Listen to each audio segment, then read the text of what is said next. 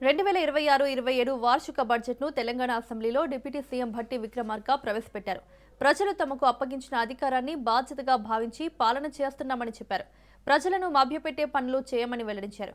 ప్రజా సంక్షేమమే ధ్యేయంగా తమ బడ్జెట్ ఉందని స్పష్టం చేశారు. రైతు సంక్షేమం, మహిళా సాధికారత, యువతకు ఉపాధి అవకాశాలు కల్పిస్తూ బడ్జెట్ రూపకల్పన చేసినట్లు వివరించారు. 3,24,234 కోట్లతో బడ్జెట్ను ప్రవేశపెట్టారు. శాఖల వారీగా కేటాయింపులను అసెంబ్లీలో వివరించారు.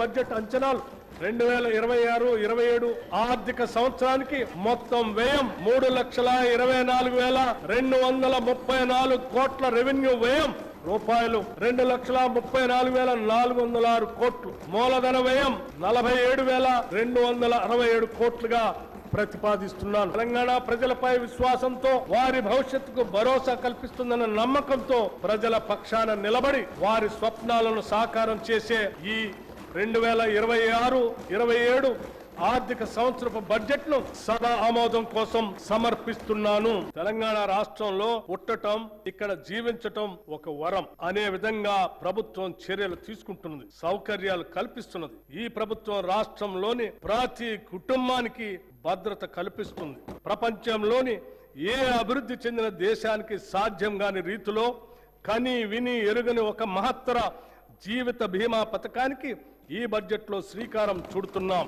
సామాజిక అంతరాలతో సంబంధం లేకుండా, పేద మధ్యతరగతి ధనిక అనే తేడా చూడకుండా రాష్ట్రంలోని 1,15,00,000 కుటుంబాలకు ప్రతి కుటుంబానికి 5 లక్షల రూపాయల జీవిత బీమా అందించే విధంగా జూన్ 2, 2026 నుండి ఇందిరమ్మ కుటుంబ జీవిత బీమా పథకంను నూతనంగా ప్రవేశపెడుతున్నాం. గౌరవ ముఖ్యమంత్రి శ్రీ రేవంత్ రెడ్డి గారి దార్శనిక నాయకత్వంలో తెలంగాణ మరో చారిత్రాత్మక అడుగు వేస్తుంది. అదే 30,000 ఎకరాల్లో ఏర్పాటు చేసిన భారత్ ఫ్యూచర్ సిటీ.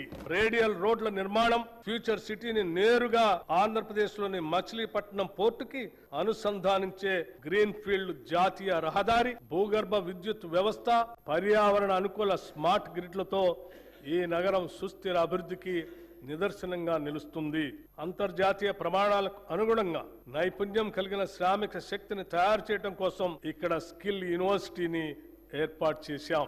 ఈ ఫ్యూచర్ సిటీ నిర్మాణం పూర్తి చేసుకుంటే ఈ నగరం అంతర్జాతీయ నగరాల సరసన నిలిచి అంతర్జాతీయ పర్యాటక కేంద్రంగా మారుతుంది.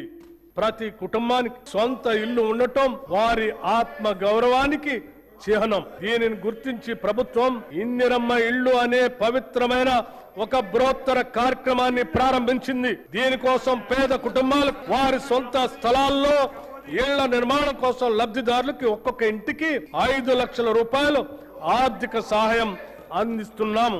ఈ పథకం కింద ప్రభుత్వం 4,50,000 ఇళ్లను మంజూరు చేసింది. ప్రతి అసెంబ్లీ నియోజకవర్గంలో అర్హత కలిగిన అన్ని వర్గాల వారికి ఈ ఇళ్లు కేటాయించబడతాయి. గిరిజన జనాభా ఉన్న ప్రాంతాలకు ప్రత్యేక ప్రాధాన్యత ఇస్తూ ప్రతి నియోజకవర్గానికి అదనంగా 1000 ఇళ్లు కేటాయించాం.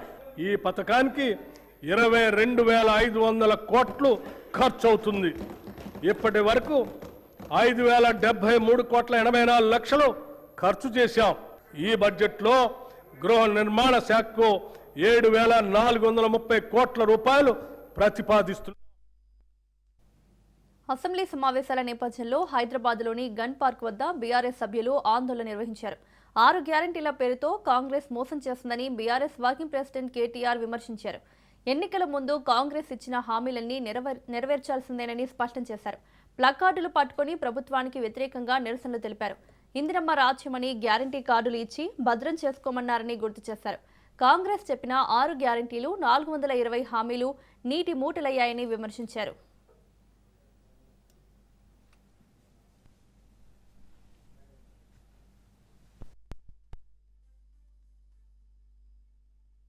బలహీన వర్గాలకు 1,00,000 కోట్ల బడ్జెట్ అన్నారు. ఇది 3వ బడ్జెట్. మరి ఇప్పటికే 60,000 కోట్ల బడ్జెట్ పెట్టి ఉండాలి. కానీ 3 కలిపితే కూడా 20,000 కోట్లు దాటట్లేదు. అందుకే ఈ రాష్ట్ర ప్రజల తరపున, ఈ రాష్ట్రంలోని 46 లక్షల మంది వృద్ధులు, వితంతువుల తరపున 4000 పెన్షన్ ఎప్పుడు ఇస్తారు అని బడ్జెట్ లో ప్రభుత్వాన్ని అడుగుతాం. ఈ రాష్ట్రంలోని 1,88,00,000 మంది ఆడపిల్లలు ఎవరైతే 18 ఏళ్లు నిండిన వాళ్ళు ఉన్నారో 2,500 రూపాయలు మహాలక్ష్మి ఎప్పుడు వస్తుందా అని ఎదురు చూస్తున్న వారు ఎవరైతే ఉన్నారో ఈ బడ్జెట్ లో కాంగ్రెస్ ప్రభుత్వం స్పందించకపోతే తప్పకుండా ఈ ప్రభుత్వాన్ని వదిలిపెట్టం, నిలదీస్తాం. అట్లాగే మరి రాష్ట్ర వ్యాప్తంగా 5 లక్షల మంది దివ్యాంగులు 6,000 పెన్షన్ కోసం ఎదురు చూస్తున్న వారు, వారి తరపున ప్రభుత్వాన్ని నిలదీస్తాం. ఇవి మాత్రమే కాదు, మీరు చెప్పిన 6 గ్యారంటీలు, 420 హామీలు, మీరు రాసిచ్చిన బాండ్ పేపర్లు ఇవాళ నీటి మీద రాతలైనాయి, నీటి మూటలైనాయి తప్ప ఏమీ కాదనే విషయాన్ని మళ్ళొక్కసారి నొక్కి చెబుతాం. శాసనసభ సమావేశాల్లో, శాసన మండలి సమావేశాల్లో, బడ్జెట్ లో ఇప్పటికే ప్రభుత్వాన్ని అడుగడుగున నిలదీస్తున్నాం, అడుగడుగున వారికి నిరసన చెప్తా ఉన్నాం రాష్ట్ర ప్రజల తరపున. తెలంగాణ బడ్జెట్ పై మాజీ మంత్రి హరీష్ రావు ఫైర్ అయ్యారు. బడ్జెట్ ప్రజల్ని తీవ్ర నిరాశపరిచిందన్నారు. భట్టి బడ్జెట్ బోగస్ బడ్జెట్ అని అర్థమవుతుందని, ఈ బడ్జెట్ లో సకల జనులకు దక్కింది గుండు సున్నా అంటూ హరీష్ రావు మండిపడ్డారు. మీ ప్రభుత్వంలో స్కామ్లు తప్ప స్కీమ్లు ఉన్నాయా? 3 ఏళ్లు కూడా నిండక ముందే 3 లక్షల కోట్లు అప్పు చేశారని అన్నారు. వెనుక ఫిరాయింపు ఎమ్మెల్యేలను కూర్చోపెట్టుకుని రాజ్యాంగ విలువలపై మాట్లాడటం సిగ్గుచేటని హరీష్ రావు దుయ్యబట్టారు. బడ్జెట్ అంతా బోగస్ అని తేలిపోయింది. ముచ్చటంతా 3 ముక్కలాట కోసమే, 6 గ్యారంటీలపై లేదు అని హరీష్ రావు ఆగ్రహం వ్యక్తం చేశారు. ప్రస్తావన గాని దానికి అవసరమైన నిధులు కేటాయింపు చేయలేకపోయారు.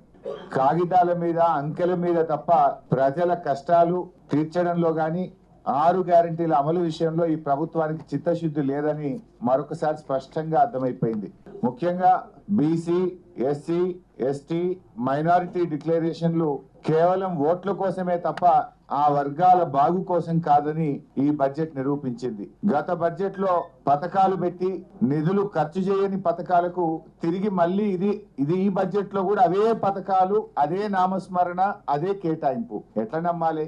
పోయిన బడ్జెట్ లో రాజీవ్ యువ వికాసానికి 6,000 కోట్లు పెట్టామన్నారు, 6 పైసలు కూడా ఖర్చు పెట్టలేదు. మళ్ళీ ఈ బడ్జెట్ ప్రసంగంలో మళ్ళీ అదే రాజీవ్ యువ వికాసం పథకం గురించి ఏదో గొప్పగా చెప్పారు. పోయిన బడ్జెట్ లో చెప్పారు, బల్లలు కొట్టారు, 6 పైసలు ఖర్చు పెట్టలే. తిరిగి మళ్ళీ అదే పాట పాడింది ఈ బడ్జెట్ లో. అట్లా ఇందిరమ్మ ఆత్మీయ భరోసా 24-25 బడ్జెట్ లో పెట్టిండ్రు, 25-26 బడ్జెట్ లో పెట్టిండ్రు, 1 రూపాయి ఇవ్వలేదు, 1 పైసా కూలీలకు అందలేదు. మళ్ళీ ఈ బడ్జెట్ లో అదే చదివిండు బట్టి. అంటే నీ బడ్జెట్ కో శాంటిటీ లేదు.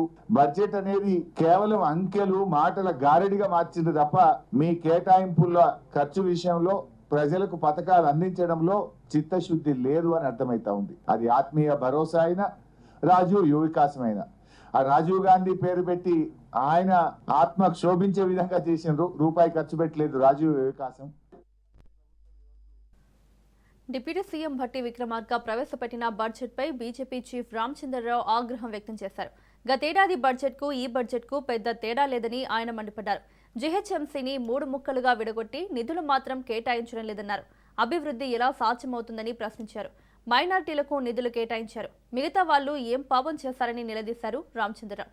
కాంగ్రెస్ అధికారంలోకి వచ్చాక 5 సార్లు రైతు భరోసా ఇవ్వాల్సి ఉండగా 3వ బడ్జెట్ తర్వాత కూడా ప్రజలకు చెవిలో పువ్వు పెట్టారని విమర్శించారు. 500 గ్యాస్ సబ్సిడీ బకాయిలు ఉన్నాయన్నారు.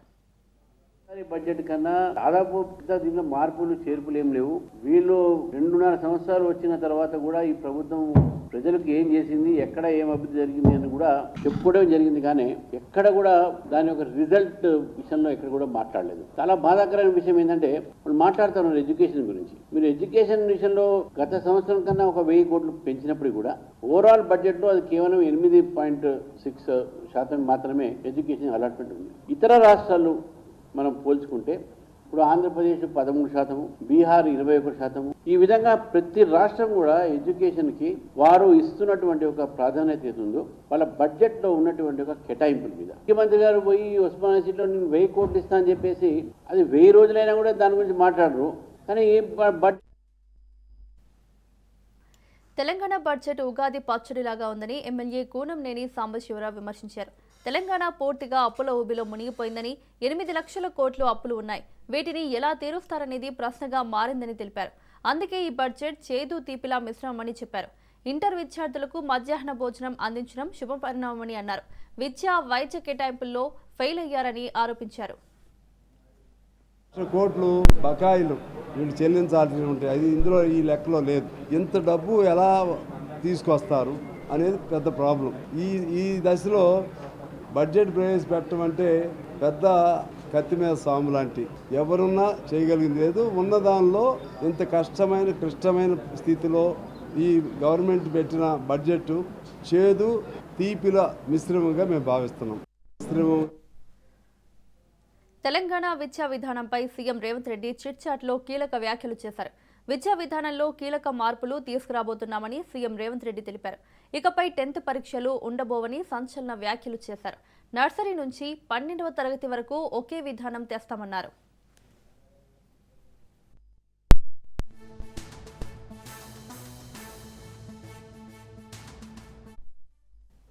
Phone tapping, formula car race కేసులపై CM Revanth Reddy interesting comments చేశారు. ఈ కేసులో ఒక ప్రాసెస్ ప్రకారమే ప్రభుత్వం ముందుకు వెళ్తుందన్నారు. విచారణ జరగకుండా అరెస్టు చేయలేం కదా అన్నారు. Prabhakar Rao statement record చేస్తున్నామన్నారు. కేంద్ర ప్రభుత్వం ఇప్పుడే అనుమతించిందని, ఫార్ములా కార్ రేస్ కేసులో ఇప్పటికే అరవింద్ కుమార్ను సస్పెండ్ చేశామన్నారు. పంజాగుట్టలో ప్రైవేట్ కేసులో మాత్రమే హరీష్ రావుకు క్లీన్ చీట్ వచ్చిందన్నారు. బీఆర్ఎస్ హయాంలో 6,000 ఫోన్లు ట్యాప్ చేశారని, 2014 జూన్ 2 నుంచి ఇప్పటి వరకు కేటీఆర్, హరీష్ రావు ఏ విచారణ కోరినా అందుకు ప్రభుత్వం సిద్ధంగా ఉందన్నారు. మంత్రి అజారుద్దీన్ ఎమ్మెల్సీగా ఎన్నికయ్యేందుకు ఇంకా సమయం ఉందన్నారు.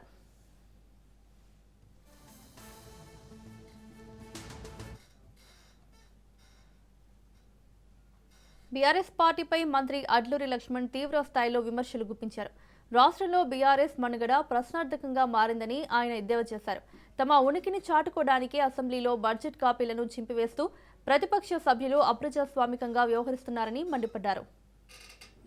అప్పుడు ప్రతిపక్ష పార్టీకి సంబంధించినటువంటి కాంగ్రెస్ పార్టీ ఉంది, బీజేపీ పార్టీ ఉంది. ఎమ్మెల్యేలు వచ్చి ఒక బడ్జెట్ మీద ఉన్నటువంటి ఏదైతే పొరపాట్లున్నా ఆ బడ్జెట్ విషయంలో ఏమైనా ముఖ్యమైన సబ్జెక్ట్ ఉంటే దాని మీద మాట్లాడతారు. ఆ బిల్ దాన్ని పట్టుకొని ఆ నోటికి ఎంత వస్తంత తెలంగాణ ఆశా భాషలో మాట్లాడడం వాళ్ళ విఘ్నత వదిలిపెడుతున్నాము. వారు ఏది పడితే ఇప్పుడు వాళ్ళ పార్టీ మనుగడ లేదు, వాళ్ళు అడ్రస్ లేరు.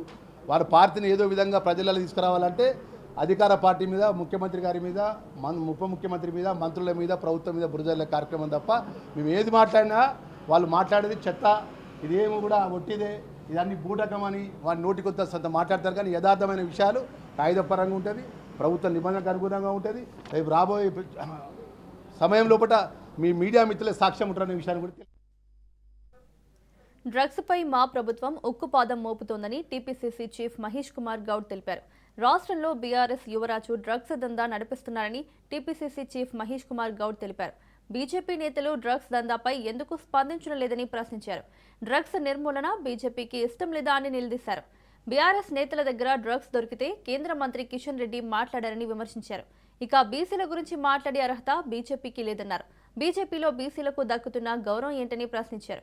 Secunderabad seat BC leader Dattatreya నుంచి కిషన్ రెడ్డి లాక్కున్నారు. అలాగే దత్తాత్రేయ గవర్నర్ పదవిని ఇంద్రసేనారెడ్డి లాక్కున్నారని అన్నారు. బీసీ నేత దత్తాత్రేయకు బీజేపీలో గౌరవం ఏదని ప్రశ్నించారు. పడ్డ పరిస్థితి బీజేపీలో బీఆర్ఎస్ పార్టీ విలీనమైనట్టుగా అర్థమవుతా ఉంది. మౌనమే అంగీకారం. ఇంత పెద్ద ఎత్తున డ్రగ్స్ పట్టుబడితే ఒక్క బీజేపీ నాయకుడు మాట్లాడతలేడంటే అసలు ఈ తెలంగాణలో డ్రగ్స్ నిర్మూలన జరగాలనుకుంటున్నారా, యథేచ్ఛగా డ్రగ్స్ సరఫరా చేయాలనుకుంటున్నారా? బండారు దత్తాత్రేయ గారు తెలంగాణలో తెలియని వారుండరు. వారు సికింద్రాబాద్ పార్లమెంటు స్థానాన్ని అగ్రనాయకుడు కిషన్ రెడ్డి గారు లాక్కున్నారు. బండి సంజయ్ గారు రాష్ట్ర అధ్యక్ష పదవి ఉంటే ఆ పదవి కూడా కిషన్ రెడ్డి గారు లాక్కున్నారు. 2 పదవులు బీసీ నాయకుల నుంచి లాక్కున్నటువంటి కిషన్ రెడ్డి గారు 2 పదవులు తీసుకొని వారు ఆస్వాదిస్తా ఉన్నారు. పోనీ గవర్నర్ గిరన్నా మిగులుతుందంటే అది కూడా ఇంద్రసేన రెడ్డి గారు లాక్కున్నారు. రాష్ట్ర వ్యాప్తంగా కురుస్తున్న అకాల వర్షాలు, వడగళ్ల వానలతో వ్యవసాయ పంటలకు తీవ్ర నష్టం వాటిల్లింది. ఇప్పటి వరకు ఎన్ని ఎకరాల్లో ఏ పంటలు ఎంత మేర నష్టపోయామనే అంశం గురించి సీఎం చంద్రబాబు అధికారులతో సమీక్ష నిర్వహించారు. ఇప్పటి వరకు గాలి వానలు, వర్షాలు, వడగళ్ల కారణంగా దెబ్బతిన్న పంట నష్టం వివరాలను అడిగి తెలుసుకున్నారు. రైతన్నలను ఆదుకునేలా త్వరితగతిన చర్యలు చేపట్టాలని వ్యవసాయ శాఖ అధికారులు సహా జిల్లా కలెక్టర్లను ఆదేశించారు.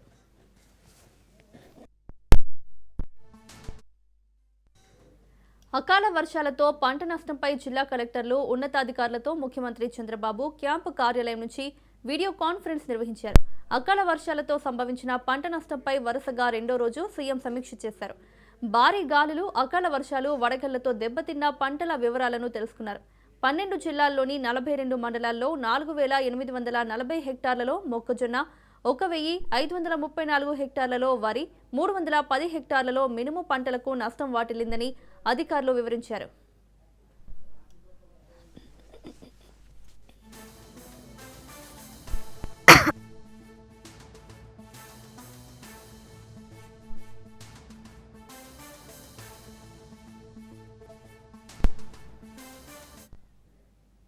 రాష్ట్రంలో నిరుద్యోగులకు ఉద్యోగ కల్పన దిశగా కూటమి ప్రభుత్వం అడుగులు వేస్తోందని మంత్రి కొల్లు రవీంద్ర అన్నారు. ప్రతి సంవత్సరం క్రమం తప్పకుండా జాబ్ క్యాలెండర్ను విడుదల చేస్తున్నామన్నారు. జాబ్ క్యాలెండర్ ద్వారా వేలాది మందికి ఉద్యోగ అవకాశాలు కల్పించి నిరుద్యోగ సమస్యను పరిష్కరిస్తున్నామన్నారు. ఉద్యోగ కల్పనతో పాటు పెద్ద ఎత్తున రాష్ట్రానికి పెట్టుబడులను తీసుకొస్తున్నామన్నారు. ప్రతి సంవత్సరం జాబ్ క్యాలెండర్ ఇస్తామన్న జగన్ నిరుద్యోగులను మోసం చేశారని ఆయన విమర్శించారు. ముఖ్యమంత్రి చంద్రబాబు నాయుడు గారు, ఉప ముఖ్యమంత్రి వర్యులు పవన్ కళ్యాణ్ గారు, ముఖ్యంగా యువ నాయకుడు నారా లోకేష్ గారు 20 లక్షల ఉద్యోగాల కల్పనలో భాగంగా నిన్న జాబ్ క్యాలెండర్ అనౌన్స్ చేయడం నిజంగా చాలా శుభప్రదం. ఎందుకంటే యువత చదువుకుని కాంపిటేటివ్ ఎగ్జామ్స్ కోసం ప్రిపేర్ అయ్యి ప్రభుత్వం నుంచి ఉద్యోగాల భర్తీకి పిలుపు వస్తుందని చెప్పి 1000 కళ్ళతో ఎదురు చూస్తూ ఉంటారు. గత ప్రభుత్వంలో చూసాం, జగన్మోహన్ రెడ్డి ప్రతి సంవత్సరం జాబ్ క్యాలెండర్ అన్నాడు. ఒక్కళ్ళకు కూడా ఉద్యోగాలు ఇచ్చినటువంటి పరిస్థితి లేదు. వాలంటీర్లుగా వాడుకుని వాళ్ళని వెట్టి చాకరీ చేసుకున్నారు తప్ప ఎక్కడ యువతకు ఉపయోగపడే పరిస్థితి అయితే తీసుకురాల. వేలాది మంది ఆత్మహత్యలు చేసుకున్నారు ఉద్యోగాలు లేక. ఆనాడు పరిశ్రమలు వెళ్ళగొట్టాడు. ఆ పరిశ్రమలు వెళ్ళగొట్టడం వల్ల చాలా మంది రోడ్డు పడిపోయారు. చాలా మంది కంపెనీలు మూసేసుకుని ఈ రాష్ట్రం నుంచి వెళ్ళిపోవడం వల్ల యువత అంతా కూడా ఉద్యోగాలు లేక రోడ్డు పడిపోయినటువంటి పరిస్థితి గత ప్రభుత్వంలో జరిగింది. ఇవాళ దశల వారీగా ఇవన్నీ కూడా కంప్లీట్ చేస్తాం. రాబోయే ఈ 5 సంవత్సరాల్లో 20 లక్షలకు పైనే ఉద్యోగాలు కల్పించడం కోసం ఈ ప్రభుత్వం పనిచేస్తుందని మరొకసారి తెలియజేస్తా ఉన్నా. గౌరవ ముఖ్యమంత్రి తిరుపతిలో మాజీ మంత్రి రోజా కూటమి ప్రభుత్వంపై తీవ్ర స్థాయిలో విరుచుకుపడ్డారు. ఉగాది పండుగ రోజునే ప్రభుత్వ నాయకుల తీరుపై సీరియస్ ప్రశ్నలు లేవనెత్తారు. పండుగ రోజు ప్రజల మధ్య ఉండాల్సిన నేతలు ఎక్కడ ఉన్నారంటూ నిలదీశారు. రాష్ట్ర ప్రజలకు శుభాకాంక్షలు చెప్పడంలోనూ సాంప్రదాయాలను పాటించడంలోనూ కూటమి నేతలు విఫలమయ్యారని మండిపడ్డారు. ఎన్నికల ముందు ఇచ్చిన హామీలు అధికారంలోకి వచ్చిన తర్వాత మరచిపోయారని ఆరోపించారు. మహిళలకు ఆర్థిక సహాయం, నిరుద్యోగ భృతి వంటి కీలక అంశాల్లో ప్రభుత్వం పూర్తిగా వెనుకబడిందన్నారు. రాష్ట్రంలో రైతులు, మహిళలు, ఆశా వర్కర్లు ఇబ్బందులు పడుతున్నా ప్రభుత్వం పట్టించుకోవడం లేదని ఫైర్ అయ్యారు.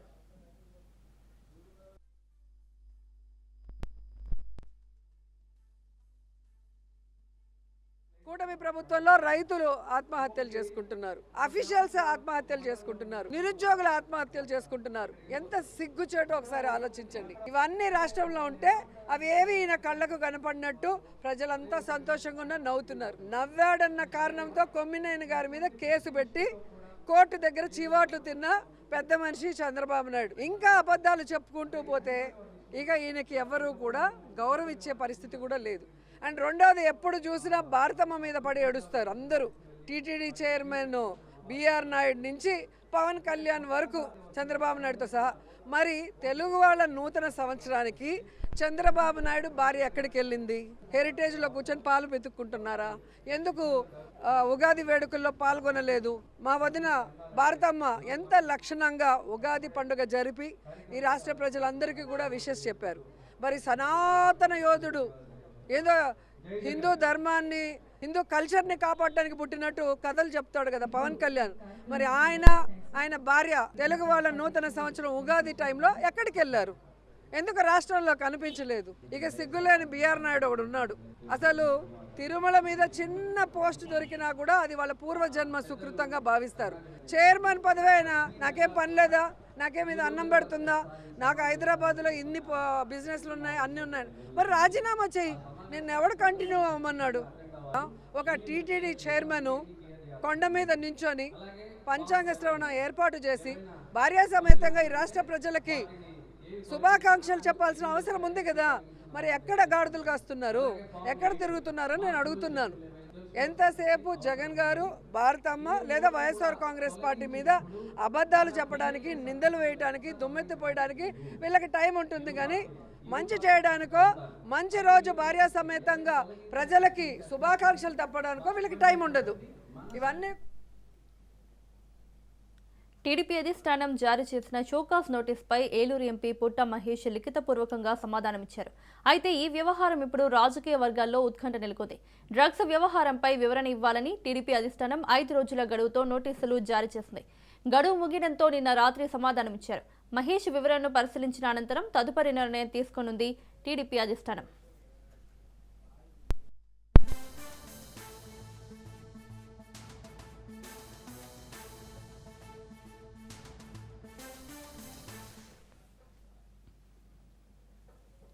ప్రపంచ చమురు జీవనాడి హార్ముజ్ జలసంధిని తెరిచేందుకు అమెరికా కీలక పోరును మొదలుపెట్టింది.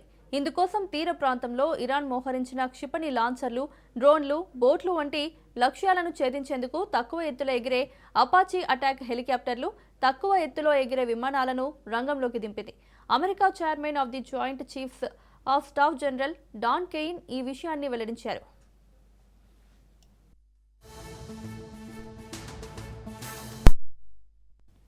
హార్ముజ్ జలసంధిలో Iran sea mines, boats, missiles నుంచి ఎదురయ్యే ప్రమాదాల్ని అరికట్టేందుకు ఈ ఆపరేషన్ ప్రారంభించారు. ఈ ప్రాంతాన్ని దిగ్బంధిస్తూ ఇరాన్ పెట్టిన ఉచ్చులను పూర్తిగా తొలగించడానికి వారానికి పైగా సమయం పడుతుందని అధికారులు చెబుతున్నారు. ఈ జలసంధి మూసివేతతో చమురు ధరలు $119 తాకాయి.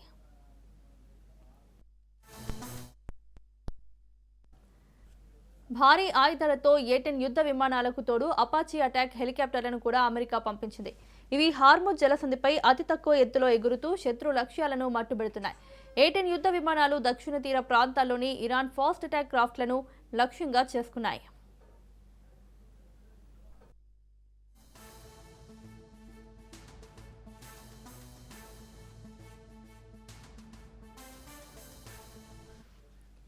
అమెరికా A-10 విమానాలను పదాతి దళాలకు క్లోజ్ ఎయిర్ సపోర్ట్ మిషన్ల కోసం నిర్మించారు.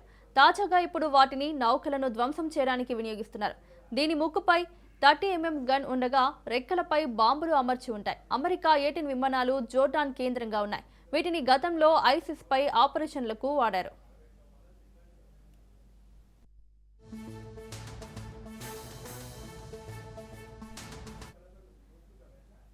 ఇప్పటికే దాదాపు 2200 మంది అమెరికా మెరైన్ కమాండోలు ఇరాన్ యుద్ధంలో పాల్గొనేందుకు బయలుదేరారు. వీరు ఇరాన్ దక్షిణ తీరంలోని ద్వీపాలను స్వాధీనం చేసుకుని హార్ముజ్ జలసంధిపై పట్టు సాధించాలన్నది వ్యూహంగా కనిపిస్తోంది.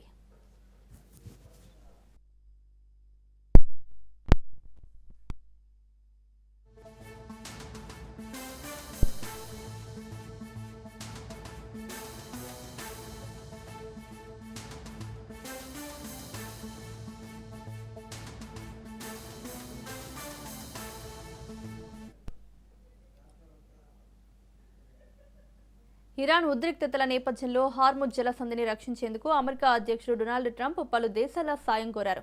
తాజాగా హార్ముజ్ జలసంధిపై ట్రంప్ కీలక ప్రకటన చేశారు. జలసంధిని తిరిగి తెరిచేందుకు జపాన్తో కలిసి పనిచేయబోతున్నామని తెలిపారు. ఈ విషయంలో జపాన్ ఇస్తున్న సపోర్ట్ అద్భుతమన్న ట్రంప్ కొనియాడారు. మరోవైపు హార్ముజ్ జలసంధి విషయంలో నాటో దేశాలపై ట్రంప్ తీవ్ర ఆగ్రహం వ్యక్తం చేశారు. కాగా చైనా, జపాన్, బ్రిటన్ వంటి దేశాలు తమ నౌకలను పంపాలని అమెరికా అధ్యక్షుడు డొనాల్డ్ ట్రంప్ పిలుపునిచ్చారు. ప్రపంచ చమురు సరఫరాకు కీలకమైన ఈ మార్గంలో ఇరాన్ అడ్డుకట్టలు వేయడాన్ని తప్పుపడుతూ అమెరికా ఇప్పటికే ఇరాన్ సైనిక సామర్థ్యాన్ని దెబ్బతీసిందని, మిత్ర దేశాలు భద్రతకు సహకరించాలని ట్రంప్ కోరారు. అమెరికా అధ్యక్షుడు డొనాల్డ్ ట్రంప్ అభ్యర్థన మేరకు ఇరాన్ గ్యాస్ ఫీల్డ్పై దాడులను నిలిపివేస్తామని ఇజ్రాయెల్ ప్రధాని బెంజమిన్ నెతన్యాహు ప్రకటించారు. ట్రంప్ అభ్యర్థనను గౌరవిస్తున్నామని అన్నారు. ఇరాన్ గ్యాస్ ఫీల్డ్పై దాడి విషయంలో అమెరికాకు ముందస్తు సమాచారం ఇవ్వలేదని, ఇజ్రాయెల్ ఒంటరిగానే ఈ నిర్ణయం తీసుకుందని స్పష్టం చేశారు. ఈ దాడికి ఖతార్కు ఎలాంటి సంబంధం లేదని నెతన్యాహు తెలిపారు. సౌత్ పార్స్ గ్యాస్ ఫీల్డ్పై ఇజ్రాయెల్ దాడిని ట్రంప్ ఖండించిన తర్వాత నెతన్యాహు ఈ ప్రకటన చేశారు. ఇజ్రాయెల్ సౌత్ పార్స్ గ్యాస్ ఫీల్డ్పై దాడులకు ప్రతీకారంగా ఇరాన్ ఖతార్లోని ఎల్ఎన్జీ ప్లాంట్పై క్షిపణులు ప్రయోగించింది. ఈ దాడిలో ఎల్ఎన్జీ ప్లాంట్ భారీగా దెబ్బతీయడంతో పాటు ఇంధన ధరలను పెంచి ప్రపంచ ఆర్థిక వ్యవస్థను కుదిపేసింది.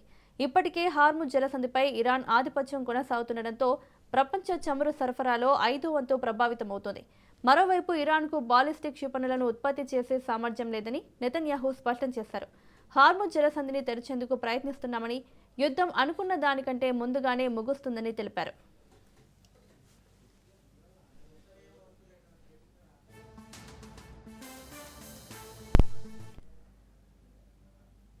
అంతర్జాతీయంగా నెలకొన్న ఉద్రిక్త పరిస్థితులు దేశీయ ఇంధన ధరలపై తీవ్ర ప్రభావాన్ని చూపుతున్నాయి. ఇరాన్, ఇజ్రాయెల్, అమెరికా మధ్య యుద్ధ వాతావరణం కారణంగా క్రూడ్ ఆయిల్ ధరలు బగ్గుమాడడంతో చమురు మార్కెటింగ్ కంపెనీలు ధరలను భారీగా పెంచాయి. ముఖ్యంగా పరిశ్రమల్లో వాడే బల్క్ డీజిల్ ధరను లీటర్కు ఏకంగా 22 రూపాయలు పెంచుతూ నిర్ణయం తీసుకున్నాయి. ఈ పెంపుతో లీటర్ ఇండస్ట్రియల్ డీజిల్ ధర 87 నుంచి 109కి చేరింది.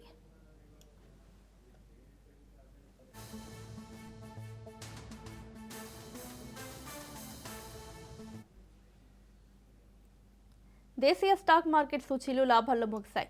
నిన్నటి భారీ నష్టాల నుంచి కోలుకుని ఉదయం భారీ లాభాల్లో ట్రేడ్ అయిన సూచీలు ఆఖర్లో మళ్లీ అమ్మకాల ఒత్తిడి ఎదుర్కొన్నాయి. దీంతో స్వల్ప లాభాలకే పరిమితమయ్యాయి. అదే సమయంలో రూపాయి విలువ మరింత క్షీణించింది. డాలర్తో రూపాయి మారకం విలువ 86 పైసలు క్షీణించి 93 రూపాయల 75 పైసల వద్ద ఆల్ టైమ్ కనిష్టానికి చేరింది. అమ్మకాల ఒత్తిడి ఎదుర్కోవడంతో సెన్సెక్స్ 326 పాయింట్ల లాభంతో 74,532 వద్ద ముగిసింది. నిఫ్టీ సైతం 112 పాయింట్ల లాభంతో 23,114 వద్ద స్థిరపడింది. సెన్సెక్స్ 30 సూచీలో టాటా స్టీల్, టెక్ మహీంద్రా, ఇన్ఫోసిస్ లాభపడ్డాయి. HDFC bank, BEL, Kotak Mahindra bank, ICICI bank నష్టాల్ని చవిచూస్తాయి. అంతర్జాతీయ విపణిలో బ్రెంట్ క్రూడ్ బ్యారెల్ ధర $110 వద్ద కొనసాగుతుండగా బంగారం ఔన్స్ $4,665 వద్ద ట్రేడ్ అవుతోంది.